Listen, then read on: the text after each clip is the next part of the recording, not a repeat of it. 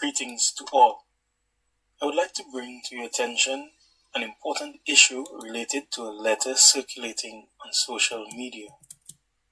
This letter discusses the temporary suspension of elective surgeries, citing low supplies of spinal needles and pethidine as the reason behind it. Today, I aim to discuss the implications of this incident and the steps that must be taken to resolve the situation. I must express my deep concern that a decision of this magnitude directly impacting patient care was made without proper consultation and approvals. In the Dominica Hospitals Authority Act of 2021, the board's primary function is to coordinate the administration and operation of the authority. Notwithstanding, it's the board's responsibility to make recommendations to the minister on the development of the authority and the services provided at designated health facilities. It is therefore alarming to witness such a crucial decision being made without following the established guidelines of the Act. The lack of communication regarding the shortage of essential medical supplies also highlights an oversight in stock management of essential supplies. Furthermore, the absence of documented decisions, alerts, or recommendations leading up to this situation is particularly concerning. I would have met with hospital management twice in the last 8 days. This is on January 5th with the Honorable Prime Minister and on January 8th. Not once did this matter come up.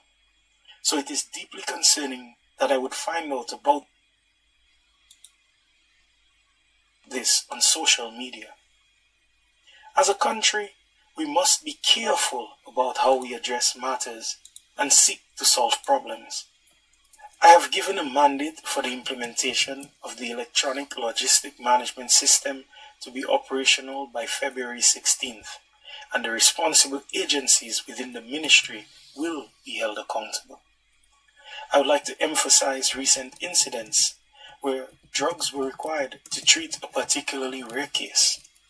We were able to obtain the drugs through special arrangements with neighboring islands and expedited shipment arrangements provided by the Regional Security System, RSS.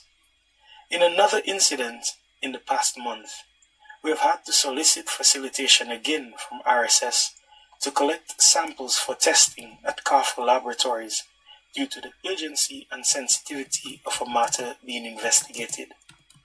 These instances underscore the importance of proper oversight and communication in addressing critical matters within the health system. The Ministry and Cabinet are ready to provide support in facilitating such arrangements when necessary. Given the gravity of this situation, I urgently request that the board, the CEO, and the hospital medical director convene a meeting to address the following issues. 1. Unauthorized issuance of the letter. We need to investigate and address the circumvention of proper approval protocols in the issuance of the letter related to hospital services. 2. Lack of communication and oversight. We must examine the failure in communication and oversight regarding the stock management of essential medical supplies. 3. Documentations of decisions. It is essential to establish a documented progression of decisions, alerts, and recommendations related to stock shortages and critical issues. 4. Patient confidentiality.